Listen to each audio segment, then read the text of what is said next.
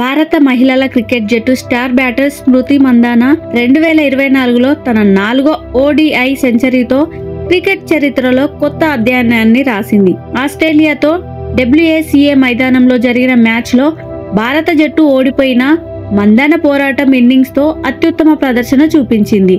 ఈ సెంచరీ మహిళల ఓడిఐలో ఒక క్యాలెండర్ సంవత్సరంలో అత్యధిక సెంచరీలు సాధించిన రికార్డు క్రియేట్ చేసింది మందాన. 99 బంతుల్లో 110 పరుగులు సాధించగా ఆమె ఇన్నింగ్స్ భారత జట్టు ఛేదనలో ప్రముఖ పాత్ర వహించింది. ఈ మ్యాచ్లో భారత్కు ఆస్ట్రేలియా నిర్దేశించిన 299 పరుగుల లక్ష్యం ముందు మిగతా బ్యాటర్లు విఫలమయ్యారు. రిచా ఘోష్, హర్లిన్ డియోల్, హర్మన్ ప్రీతి కౌర్ లాంటి ప్లేయర్లు తక్కువ స్కోర్కే పరిమితమయ్యారు.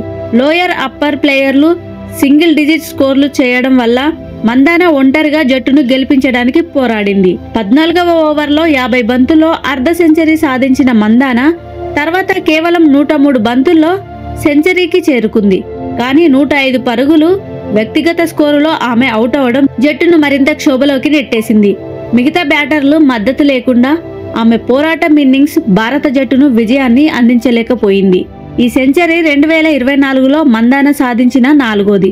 ఇప్పటికే దక్షిణాఫ్రికాపై 2, న్యూజిలాండ్పై 1 సెంచరీలను చేరుకొని ఒక క్యాలెండర్లో సంవత్సరంలో 4 సెంచరీలు చేసిన మొదటి మహిళ ఆటగాళ్లలో ఒకరిగా మందాన నిలిచింది. ఆమె గతంలో ఉన్న 3 సెంచరీల రికార్డును అధిగమించింది. మందాన ఇప్పటి వరకు తన ఓడిఐ కెరియర్ లో 9 సెంచరీలు నమోదు చేసుకుంది.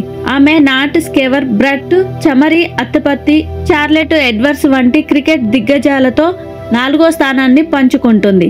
టామీ బ్యూమాట్ పేరున ఉన్న 10 వన్డే సెంచరీల రికార్డును మందాన లక్ష్యంగా పెట్టుకొని ముందుకు సాగుతుంది. 2024లో మందాన ప్రదర్శన భారత మహిళా క్రికెట్ టీంకు ప్రేరణగా నిలిచింది. ఆస్ట్రేలియాతో సిరీస్లో భారత జట్టు అంతగా మెరుగైన ప్రదర్శన చేయకపోయినా మందాన తన ఫామ్ తో ప్రపంచవ్యాప్తంగా ప్రీమియర్ బ్యాటర్గా తన స్థానం పటిష్టం చేసుకుంది.